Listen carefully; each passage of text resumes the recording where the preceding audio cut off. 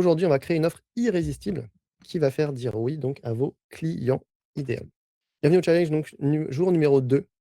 Donc hier, vous avez défini votre client idéal avec précision, normalement. Avec les VIP juste avant, on travaillait justement leur proposition de valeur, on faisait un petit feedback. Aujourd'hui, on va attaquer le sujet qui fait la différence entre ceux qui vont galérer à vendre et ceux qui ont des clients qui leur supplient d'être travaillés avec eux, quoi. En gros, c'est leur offre. Je ne sais pas si vous l'avez déjà entendu, mais l'offre, en fait, c'est le plus important. C'est vraiment, ce qui va faire que les gens vont avoir envie d'acheter. OK? On va pas créer une offre de plus.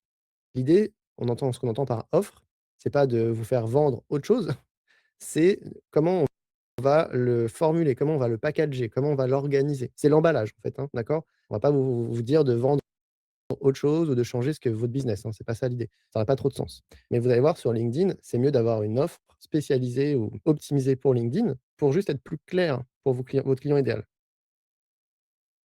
Et ça, il y a très peu de gens qui le font et très peu de gens qui sont clairs, en fait. OK?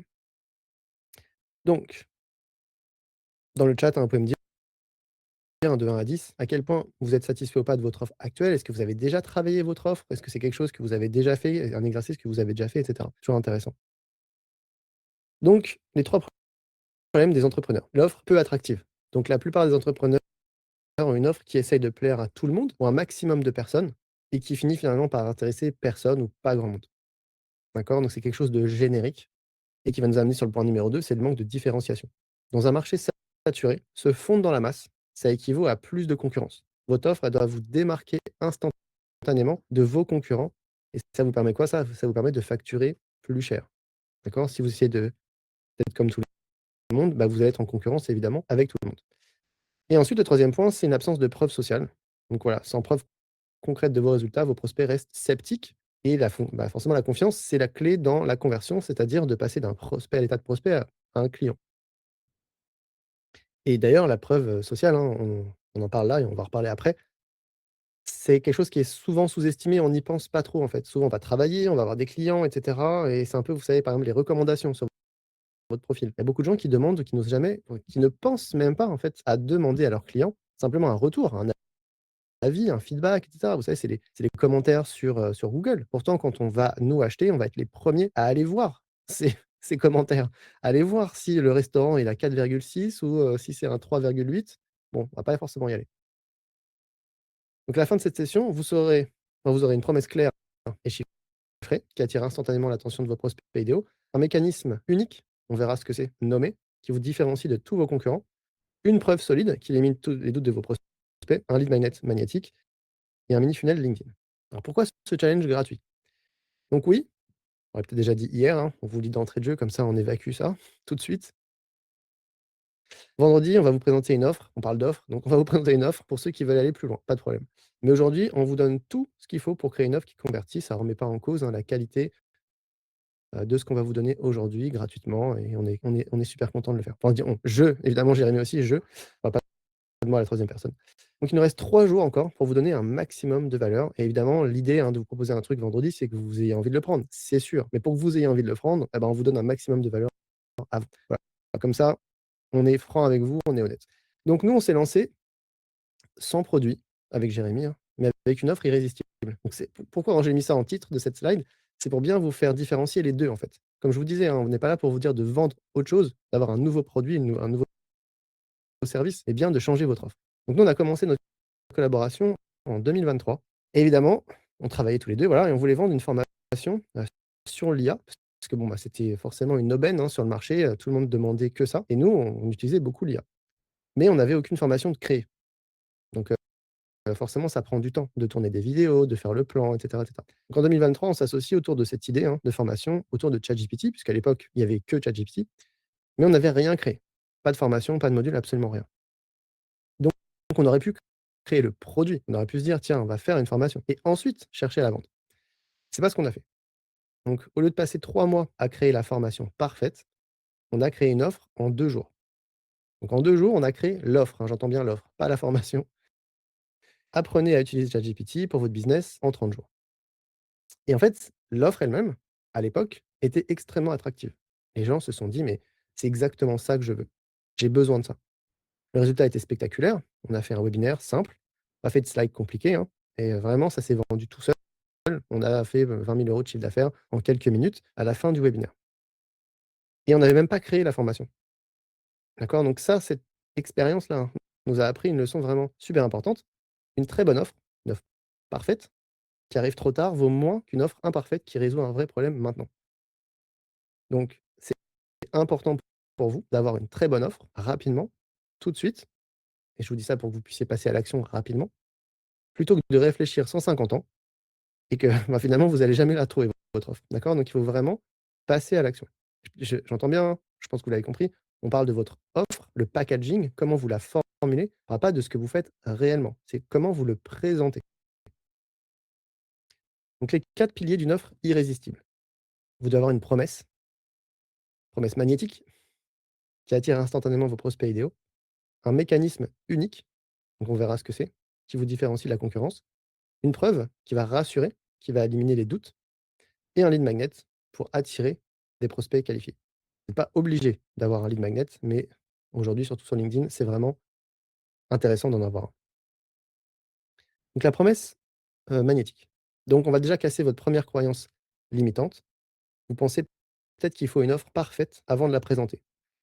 Donc ça, il faut vraiment vous défaire de ça et vraiment vous mettre dans le mindset de passer à l'action. Laissez-moi vous raconter l'histoire d'un consultant brillant avec 15 ans d'expérience. Son offre: «J'accompagne les entreprises dans leur transformation digitale». Ce genre de formulation, j'en ai eu une pendant le call VIP juste avant. Sarah, si tu me je crois que c'était Sarah, il me semble. Si je pense que si tu es toujours là, tu vois ce que je veux dire. Ce genre de formulation, en fait, c'est pas assez spécifique, c'est pas assez précis. D'accord? Donc résultat, après 6 mois sur LinkedIn, 0 client. Pourquoi les promesses génériques, elles ne marchent pas, en fait?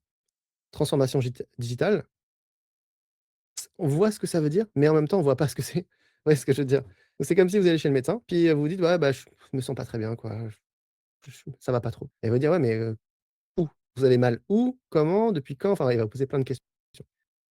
Votre client, il a besoin de se reconnaître dans votre offre. Il doit lire votre promesse et penser immédiatement: «C'est exactement ça mon problème». Et pour qu'il puisse se dire ça, il faut être spécifique, il faut être clair. Donc la formule de la promesse irrésistible, et on venait dans la suite logique de ce qu'on a fait hier, c'est: «J'aide», donc qui vous aidez précisément, à le résultat mesurable, en donc un délai, grâce à une méthode spécifique ou en le moyen que vous avez, sans et donc l'obstacle principal de votre cible. Et donc dans la suite, hein, on va vous analyser ensemble chaque élément de cette formule. Donc qui précisément? Plus vous êtes précis, plus vous allez convertir. Convertir, c'est vendre en gros, hein. Convertir, c'est changer un prospect en client. Donc la version faible, c'est les entreprises, même les PME, c'est assez vague par exemple. La version forte, spécifique, ce serait par exemple les cabinets d'avocats de 5 à 20 personnes ou les consultants indépendants en IT qui facturent moins de, par exemple, 5 000 € par mois, par exemple. Et la différence, c'est la spécificité. Résultat mesurable. Donc ça, c'était le deuxième élément, hein, de la formule. Si vous ne pouvez pas le mesurer, votre client, il ne peut pas le, visualiser. Donc évitez les promesses floues. Plus de visibilité, améliorer les performances, développement du business, transformation digitale. Tout ça, c'est flou, ça veut tout rien dire. Préférez donc des résultats concrets. Évidemment que vous pouvez tenir, mais des résultats concrets. Donc 5 rendez-vous qualifiés par semaine, 3 nouveaux clients par mois, 20 d'augmentation, et cetera. Mettez des chiffres là où vous pouvez, évidemment. Soyez vraiment spécifique. Un délai réaliste. Réaliste, évidemment, c'est extrêmement variable selon votre produit, votre service, ce que vous faites. C'est relatif à tout ça, évidemment. Là, c'est juste des chiffres pour vous donner une idée, et ça dépend énormément de ce que vous offrez, et cetera. On ne peut pas avoir une formule pour tout le monde. Mais le principe reste le même. Il faut un délai réaliste, d'accord? Donc le délai crée l'urgence et donne de la crédibilité à votre promesse, à votre proposition. Donc par exemple, 30 jours pour des résultats rapides et tangibles, 90 jours pour des transformations plus profondes et 6 mois pour des changements structurels, par exemple. Trop court, ça va faire paraître pour, un arnaqueur, et trop long, bah, ça va appeler à la procrastination. Là, les gens vont se dire: «Ouais, non, c'est beaucoup trop long, ça m'intéresse pas», et cetera. Un obstacle principal. Donc c'est quoi l'obstacle principal de votre cible? Celui qui empêche votre client idéal de dormir. Donc évitez les obstacles génériques. Par exemple, sans stress, sans difficulté, sans problème. Préférez les spécifiques et douloureux. Donc par exemple, sans passer par la publicité payante. Par exemple, on va vous aider à trouver des clients sur LinkedIn sans passer par la publicité payante. Vous voyez, c'est beaucoup plus spécifique. Ou sans devoir recruter une équipe entière ou par exemple sans sacrifier vos soirées et vos week-ends et cetera et cetera. La clé là, c'est que la douleur, l'obstacle doit être vraiment spécifique à votre cible. C'est votre cible, c'est les mots de votre cible, votre client idéal. C'est ce qui vous le dit à vous. D'accord? Par exemple, il pourrait dire: «Ah ouais, bah, on a envie de faire plus de chiffre d'affaires, par contre, on va pas payer de pub, quoi. Genre c'est bon, on n'a pas de budget pub». OK, bon, bah, ça, c'est quelqu'un vous dit ça en call client, c'est intéressant. Ou alors on veut créer du contenu sur LinkedIn, mais faut pas que ça nous prenne des heures, hein. Là, en ce moment, ça nous prend au moins 3 heures par jour, c'est pas possible. Ouais, ce genre de choses-là, ce qu'on appelle du verbatim, c'est ça que vous devez utiliser. Parce que c'est ça qui va permettre à votre cible de se reconnaître, c'est ses propres mots. Exemple d'une promesse améliorée. Donc version faible: «J'aide les entrepreneurs à développer leur business grâce au digital, rapidement et sans problème». Comme ça, au moins, c'est clair, sans problème. Voilà, vous avez pas de problème. Donc là, on voit bien qu'on comprend ce que ça veut dire, d'accord? On aide les entrepreneurs à développer leur business grâce au digital, bon, OK. Mais c'est vague, c'est pas mesurable, c'est pas spécifique, ça donne pas confiance, en fait, ça fait un peu, trop beau pour être vrai, quoi. OK, bon. La version qui serait plus intéressante, ça pourrait être: «J'aide les coachs B2B à signer 3 clients à 3 000 € par exemple, en 30 jours grâce à LinkedIn sans publicité payante». Extrêmement spécifique. Le 3 000 € s'il est pertinent pour votre cible, bingo, et cetera, et cetera. D'accord? Donc c'est cible précise, résultat chiffré, délai défini et une méthode claire. Ça, c'est un très bon exemple. Donc des exemples concrets de nos clients. Donc Anne-Cécile Recrutement Tech: «J'aide les PME tech à recruter leurs développeurs seniors en 45 jours via LinkedIn, sans passer par des cabinets coûteux». Vous voyez, là, on a tout. L'obstacle, il est vraiment douloureux, sans cabinet coûteux. Valentin: «J'accompagne les dirigeants de scale-up à structurer leur croissance de 1 à 10 millions d'euros en 18 mois, sans sacrifier leur culture». Très intéressant aussi. Et Céline: «Je permets aux consultantes indépendantes de doubler leur TJM en 90 jours grâce à un positionnement premium, sans augmenter leurs heures». Vous voyez, en fait, et ça paraît presque naturel, hein, la manière dont c'est écrit, mais chaque mot est important. Et on retrouve la même structure à chaque fois. C'est pas forcément facile à faire tout de suite, mais la clé, c'est vraiment d'écouter votre client idéal. Quand je dis écouter votre client idéal, c'est pas vous écouter vous. Vous avez peut-être la réponse, mais attention, attention, vous avez peut-être pas la réponse. Ne restez pas sur le premier: «Je pense savoir, je sais» et cetera. La clé, c'est vraiment de valider ça en écoutant votre client idéal. Vous pensez peut-être: «Mais si je suis trop précis, je vais rater des opportunités». Ça, c'est le truc. Non. Aujourd'hui, avec internet, on peut contacter, être visible auprès de milliers, de centaines de milliers, voire de millions de personnes. Donc là, surtout, surtout, attention à ça. Vous êtes pas en train de parler à 3 personnes, au bout de votre rue, quoi, hein. OK? Méfiez-vous de ça. Donc Fatou, hein, notre cliente, elle est passée de «j'aide sur la paye» à «j'aide les reconvertis en paye à décrocher leur premier CDI en 60 jours». Résultat, elle est passée de 0 à 7 demandes par semaine. Donc les reconvertis la trouvent, donc les reconvertis, c'est la reconversion professionnelle, hein, et les entreprises qui cherchent des profils juniors motivés aussi. Parce qu'en paye, il y a un petit problème de recrutement, souvent c'est assez compliqué de recruter en paye. Donc c'est un très bon positionnement pour le coup. Donc la spécificité va attirer et la généralité va laisser soit indifférent, voire repoussé. Et en business, ça revient au même en fait. Vous avez rien. OK? Donc rappelez-vous la théorie de la pertinence de Sperber et Wilson. Plus une information présente un bénéfice clair et est facile à comprendre, et plus elle est mémorable et considérée comme pertinente par votre cerveau. C'est la théorie de la pertinence de Sperber et Wilson. Plus une information présente un bénéfice clair et est facile à comprendre. Ça, c'est les 2 points les plus importants. Bénéfice clair, facile à comprendre. Elle va être mémorable et considérée comme pertinente. C'est un biais psychologique. Vous y pouvez rien. En gros, c'est comme ça. On est tous victimes de ce truc-là. Donc pilier numéro 2, le mécanisme unique. Pourquoi 99 des offres se ressemblent et donc échouent, et comment vous pouvez l'éviter? Combien d'entre vous proposent du coaching, du conseil, de la formation, de l'accompagnement? Si c'est votre cas, voici le problème: vous vendez tous la même chose en apparence, plus ou moins. Imaginez que vous avez mal au dos. Vous allez voir 2 spécialistes. Le premier dit: «Moi, je soigne le mal de dos». Bon, bah, vous êtes au bon endroit. Et le deuxième vous dit: «Moi, je pratique la méthode McKenzie.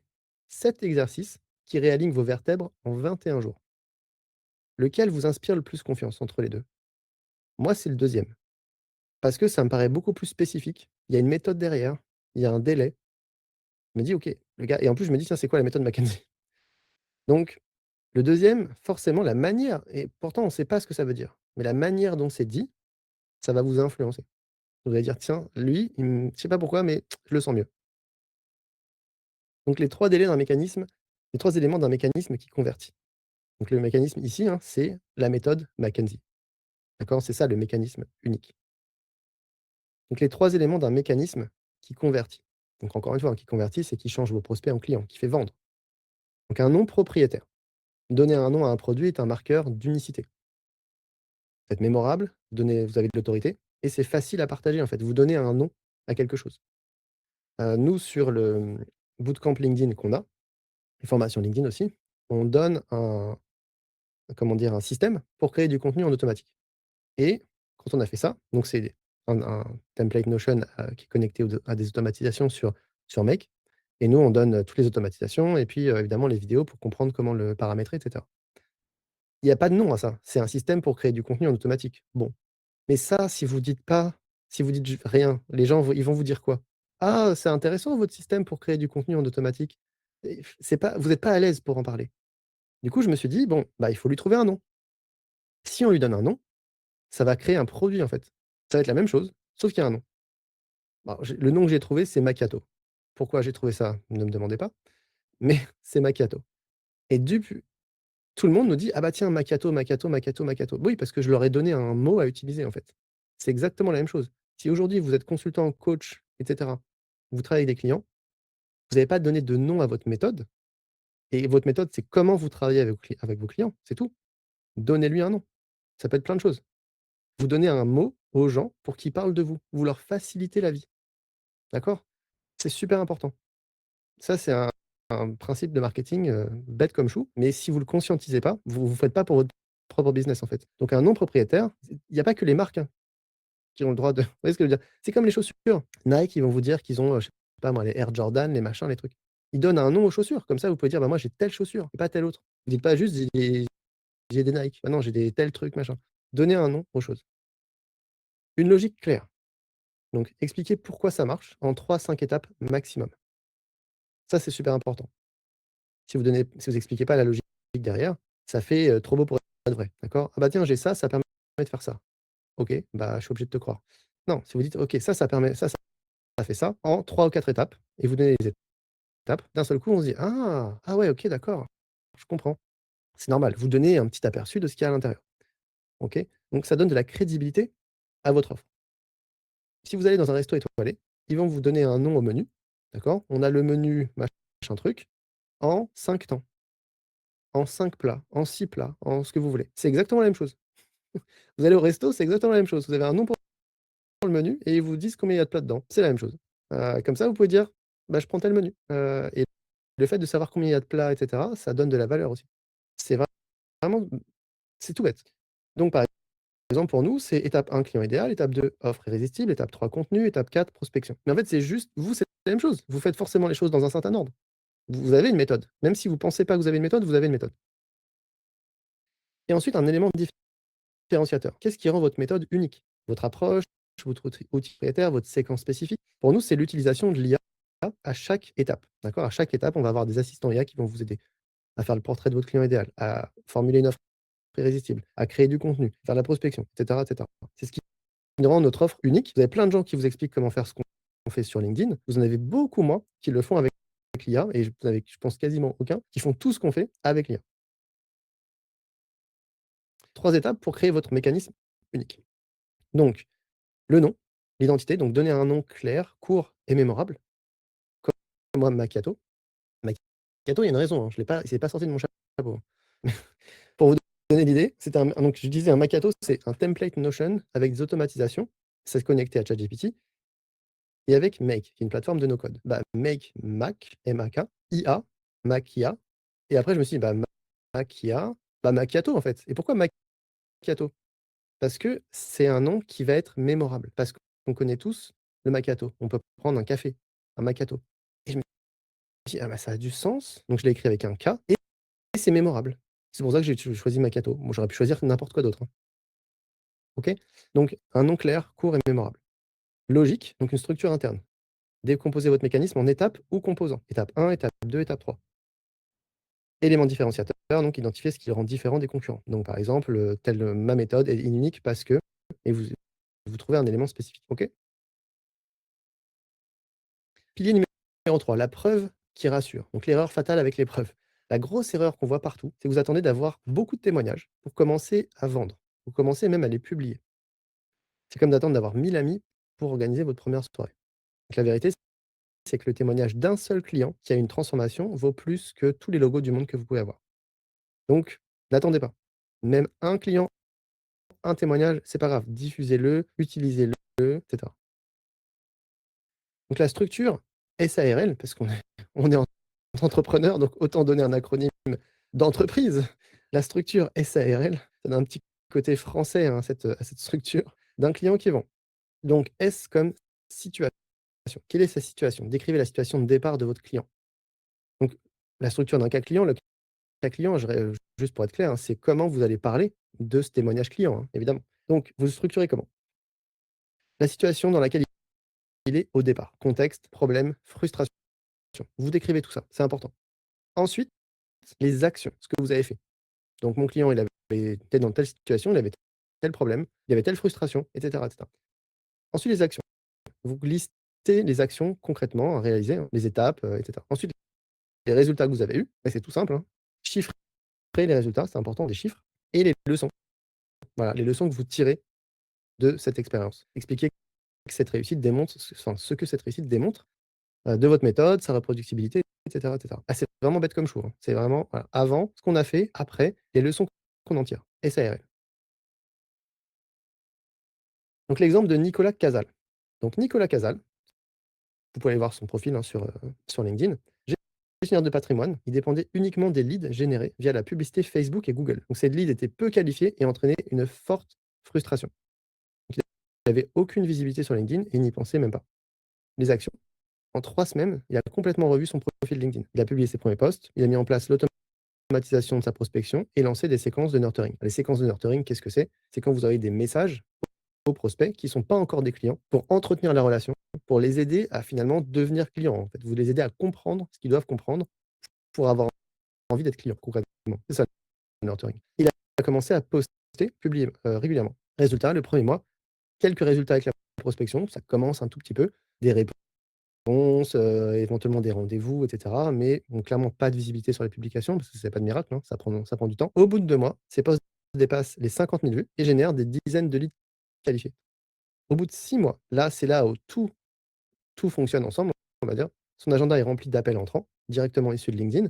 Il n'utilise plus les leads fournis par son entreprise et il atteint un salaire de plus de 10 000 € par mois. Sa nouvelle problématique, maintenant, c'est d'organiser son temps parce qu'il a un haut volume de leads entrants qu'il doit traiter en appel téléphonique ou rendez-vous physique. Donc là, son bottleneck, hein, son goulot d'étranglement, comme on dit, c'est les rendez-vous. Il est obligé de faire des rendez-vous avec ses clients, c'est comme ça. Et du coup, forcément, bah, il est forcément limité en nombre de rendez-vous.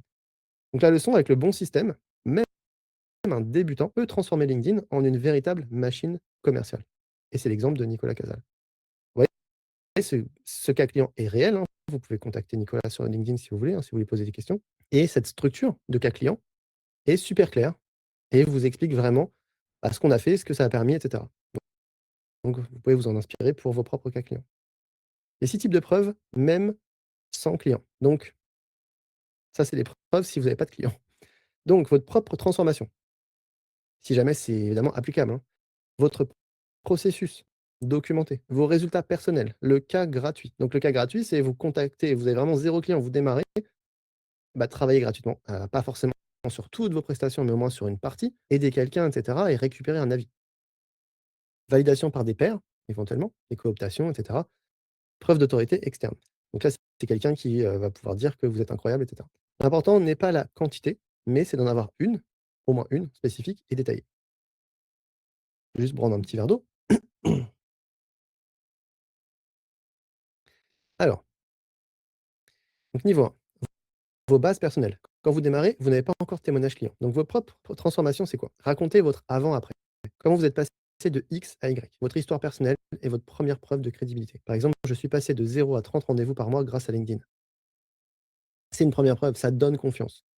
Votre processus documenté, présentez un framework clair. Par exemple, mon système en 3 étapes: attirer, engager, convertir. Et vous voyez que c'est la logique du premier, hein. Je suis passé de 0 à 3 en 2 en 1 et après, grâce à quoi? Grâce à ce système-là. Vos résultats personnels, montrez vos propres résultats. Mes 5 derniers posts ont généré plus de 50 000 vues et 300 commentaires. Donc je peux vous aider à faire pareil. Voilà. Vous n'avez pas de clients, mais vous faites la même chose pour vous, parfait. Quelqu'un qui serait coach, par exemple, en gestion du stress. Peut-être que cette personne a eu un problème de stress, a été en burn-out et a réussi à s'en tirer, à retirer des leçons, et cetera, et cetera. Vous voyez? Vous pouvez l'appliquer. Alors c'est pas applicable à tout le monde, d'accord, évidemment, mais vous avez des choses que vous pouvez éventuellement appliquer. Niveau 2, première validation externe. Donc le cas gratuit. Ça, c'est le truc le plus «facile» entre guillemets parce que trouver un client gratuitement, c'est pas très compliqué. Par contre, bah, forcément, c'est assez ingrat, vous avez pas forcément envie de travailler gratuitement. Mais bon, on présente les possibilités. Donc prenez un client gratuitement, documentez tout méticuleusement. Exemple, j'ai aidé une consultante à signer 2 clients en 30 jours sans publicité. Validation par les pairs, demandez une recommandation, tout bêtement. Vous savez, par exemple, qui vont apparaître sur votre profil LinkedIn. Moi, d'ailleurs, quand j'ai démarré, au début, j'ai fait des calls, quand j'ai commencé à avoir des gens qui me suivaient et cetera, quand je faisais de la création de contenu, que j'étais payé pour créer du contenu sur LinkedIn et j'ai des personnes qui me contactaient pour faire des calls, pour me dire: «Bah, tiens, comment faire pour faire un bon profil, pour refaire mon profil LinkedIn?» et cetera, et cetera.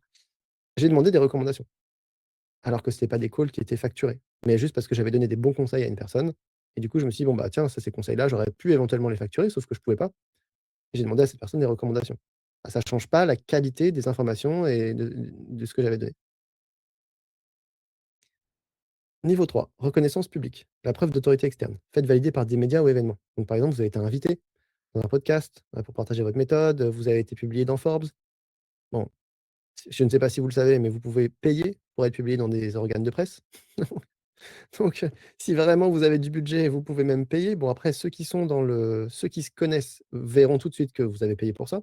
Mais vous avez peut-être que vos clients ne connaissent absolument pas ces pratiques. Et à ce moment-là, bah, ça peut éventuellement être pertinent. Je ne sais pas. Bon. Méfiez-vous. Si votre client est très au courant de ce genre de pratique, il va vous voir arriver, très loin et vous allez perdre de l'argent pour rien. Et vous pouvez payer pour être sur BFM, vous pouvez payer pour être, dans Forbes, j'imagine que vous pouvez être payé pour être dans Le Figaro aussi, je sais pas. Bref, si vous avez du budget, vous pouvez avoir, ce genre de crédibilité si vous le voulez. Pilier numéro 4, le lead magnet. Donc le lead magnet, c'est quoi? C'est quelque chose qui va capter les prospects qui sont pas encore prêts à acheter. Donc attention, 95 des lead magnets ne sont jamais consommés. Vraiment. J'ai un exemple. On a fait un lead magnet incroyable, qui était une formation, pour refaire votre profil LinkedIn. On a eu 3 000 personnes qui ont voulu avoir cette, mini formation pour refaire son profil LinkedIn. 3 000 personnes. Je sais pas si vous vous rendez compte. 3 000 emails et sur ces 3 000 personnes, je ne sais pas s'il y en a je vais vous dire un chiffre à la louche parce qu'honnêtement, on n'a pas compté, mais on a regardé rapidement et après il y en a eu de plus en plus. Mais je ne sais pas s'il y en a 10 qui ont fait la formation en entier. Donc si vous avez 300 personnes qui ont commencé la formation et que sur ces 300 personnes, vous en avez peut-être 150 qui ont terminé, en sachant que le total, c'était 1 heure maximum. C'est-à-dire que vous additionnez la durée de toutes les vidéos, ça faisait 1 heure, donc c'est vraiment pas grand-chose. Voilà. C'était gratuit. Pourquoi ils n'ont pas consommé? Parce que c'était gratuit. Les gens veulent quelque chose de gratuit, parce que c'est gratuit, peu importe ce que c'est. Voilà. C'est comme les gens qui prennent les stylos sur les salons professionnels. Ils vont rien en faire le stylo, hein. Le stylo, il va traîner dans un sac, il va être oublié, mais il est gratuit. Tous les goodies, là, tous les gens, il y a des gens, c'est des spécialistes pour ça. Dès que c'est gratuit, méfiez-vous. Ça et bien sûr, vous allez avoir des gens, mais méfiez-vous, les gens ne vont pas le consommer. Donc vraiment, vraiment faites attention. Donc, notre formation, ça nous a attiré beaucoup de gens, c'était super, mais 1 heure, c'est trop long quand même. Voilà, donc c'était trop long. C'était certainement trop théorique, alors générique, non, c'était pas générique, mais je pense que c'était juste trop long. Les gens se sont dit: «Ah, une formation, ah non, j'ai pas envie». C'est gratuit, donc je le ferai plus tard, mais le résultat, c'est qu'ils l'ont jamais fait. C'est comme ça. Donc les meilleurs lead magnets, nos meilleurs lead magnets ont 3 points communs. Ils résolvent un problème précis, d'accord? Ils donnent un résultat en moins de 30 minutes. Ils sont immédiatement applicables. Ça, c'est super important. Vous voulez un lead magnet attractif, mais qui permette aussi d'amener vers un achat, d'accord? C'est 3 000 emails qui amènent quasiment vers que 150 personnes qui vont se dire: «Ah tiens, ils sont vachement intéressants». Alors 150 personnes, ça peut paraître beaucoup, hein, mais le ratio pour 3 000 emails, c'est rien. Donc attention, attention à ça. Et d'ailleurs, on l'a arrêté, hein, ce lead magnet, hein, il n'existe plus. On l'a arrêté. Hem Donc, la formule du lead magnet qui convertit. le nombre, format pour résultat spécifique sans obstacle. Alors vous pouvez le formuler d'une autre manière, hein, mais si vous avez déjà cette base, en vrai, c'est déjà très, très bien.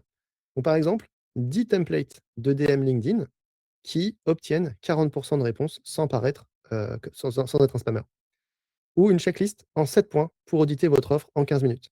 Ou 3 scripts d'appel, de découverte qui convertissent à 70 sans être pushy ou sans être, en gros, trop vendeur. Exemple de lead magnet gagnant. La séquence email. Ça, on n'y pense pas, mais ça peut être super. Séquence email, elle permet d'habituer votre prospect à recevoir vos emails. Ça, c'est très bien. Meilleure délivrabilité et créer une relation sur la durée. Et en plus, un email, c'est rapide à consommer. Donc, une séquence de 5 messages LinkedIn qui transforme un inconnu en client en 14 jours, par exemple. Pourquoi ça fonctionne? C'est simple. Il y a 5 messages seulement. C'est spécifique, séquence précise, c'est sexy, promesse de transformation, et c'est actionnable, utilisable immédiatement. Donc, la checklist du lead magnet. Ils changent les croyances limitantes du prospect, ils apportent un quick win, ils vous donnent de la crédibilité et bâtissent la confiance, ils donnent envie d'acheter. Ça, c'est super important. Ils donnent envie d'acheter. Les mauvais lead magnets, ils promettent un miracle, et le prospect a l'impression qu'il résout son problème. Donc là, il a plus du tout envie d'acheter, en fait, parce qu'il se dit: «C'est bon, ciao». Ils sont trop longs à consommer et du coup, voilà, ils ne donnent pas envie d'acheter. Donc ça, c'est attention à ça. Par exemple, les lead magnets livre blanc. Qui a déjà mis son email? Alors c'est plus très 2026, hein, ça, mais à une époque, je me rappelle, les livres blancs, il n'y avait que ça en ligne, hein. Oui, j'ai un certain âge. Hem, qui a déjà mis son email pour avoir un livre blanc? Et qui l'a lu en entier? C'est ça la question. Bon, donc application immédiate. Le mini funnel LinkedIn. Donc funnel en anglais, ça veut dire entonnoir. Alors souvent, vous avez la traduction tunnel parce qu'il y a juste une lettre à changer, mais funnel, ça veut dire entonnoir, comme on voit sur l'illustration de gauche. Donc c'est quoi un mini funnel LinkedIn? D'accord? C'est un entonnoir qui va capter un maximum de personnes et qui va les amener vers la conversion vers votre client. Et pourquoi c'est un entonnoir? Parce qu'en fait, au début, on a beaucoup de monde et à la fin, il reste plus que les clients qui vont acheter. Donc, c'est toutes les étapes, donc le funnel, hein, l'entonnoir, c'est toutes les étapes qui vont amener vos prospects, votre audience finalement, à devenir client. Exemple, poste et avec des taux de conversion pour que vous puissiez vous rendre compte de la réalité aussi. Le marketing, c'est que des chiffres et c'est que des taux de conversion. Le marketing, c'est ça. Si on résume le marketing, en tout cas marketing digital, hein, c'est que des taux de conversion. Vous avez un post viral, vous avez 1000 likes. Sur ces 1000 likes, vous allez peut-être avoir 500 commentaires de personnes qui vont vous dire: «Ah ouais, je veux votre lead magnet, super», voilà. Sur ces 500 commentaires, vous allez avoir peut-être que 250 personnes qui vont vraiment vous donner leur email et c'est un bon score. C'est-à-dire que vous avez 50. Nous, sur nos pages de capture, on a des fois des taux de conversion à 20. C'est-à-dire qu'une personne sur 5 va vraiment donner son email, alors qu'en fait, elle le veut, le lead magnet. Donc un bon taux, c'est entre 30 minimum, 50. 50, c'est déjà très bien. Si vous êtes au-dessus de 50, c'est parfait. Vente, donc évidemment, appel découverte, page de vente, et cetera. Là, voilà. Donc l'idée, hein, c'est que vous avez un appel découverte avec 12 appels, vous allez peut-être avoir que 4 clients, par exemple. Peut-être avoir 30 de transformation. Ça dépend de beaucoup de choses, hein, évidemment. Et vous voyez, dans cet exemple précis, on a peut-être 4 clients à partir d'un post où vous avez, peut-être 1000 personnes qui ont liké votre post. C'est un peu ça le genre de alors c'est des exemples, hein, mais ça vous donne une idée quand même, hein, de ça. Donc un exemple de post qui a généré 127 commentaires. 90 des consultants B2B perdent de l'argent sur LinkedIn. Résultat, des heures perdues pour 0 client. Le problème n'est pas votre expertise, le vrai problème, c'est votre message. 3 signes que votre message ne convertit pas. Beaucoup de likes, 0 contact, connexion acceptée, conversation morte. C'est intéressant, on se recontacte. La bonne nouvelle, c'est réversible en 7 jours. J'ai créé un guide avec mes 10 templates, commenté, DM, et je vous l'envoie. PS, déjà, plus de 200 consultants l'utilisent. Donc ça, c'est un exemple, hein, de post que vous pouvez publier pour faire un lead magnet, c'est-à-dire un post où les gens vont commenter pour que vous puissiez leur envoyer un lien pour avoir accès à une ressource et donc vous donner leur email. Vos devoirs donc aujourd'hui, très rapide. 1, écrivez votre promesse. Donc reprenez la formule ICP créée hier, donc c'est super simple, hein, vous n'avez pas grand-chose à faire et complétez-la avec votre mécanisme unique qu'on a vu tout à l'heure, en précisant une objection potentielle de votre client idéal. Donc reprenez ce que vous avez fait hier et ajoutez votre mécanisme unique, donc grâce à votre méthode, et cetera, et en enlevant l'obstacle, sans, quelque chose. OK? Et ensuite, tout simplement, auto-évaluez votre promesse. Donnez une note sur 10 à chaque paramètre de votre promesse en essayant d'être le plus objectif possible. Évidemment, c'est une auto-évaluation, hein. Mais l'idée, c'est que vous soyez le plus objectif possible. Demain, on va transformer votre profil en machine à clients, donc ça va être incroyable. Donc soyez présents, soyez présents, soyez présents demain, revenez. Donc rappelez-vous, hein, une offre moyenne lancée aujourd'hui vaut mieux qu'une offre parfaite lancée dans 6 mois, OK? Donc ne traînez pas et passez à l'action et bah, écoutez, moi, hop, je vous souhaite une bonne soirée. Je dis aux VIP à demain, 17 h, et ceux qui veulent rejoindre, vous pouvez toujours, hein, vous avez un lien quelque part, je pense, pour rejoindre, et comme ça, demain, je pourrai donner un feedback à toutes vos promesses pour les VIP et puis, bah, les autres, je vous vois demain donc à 18 h. Très bonne soirée à tout le monde. Salut.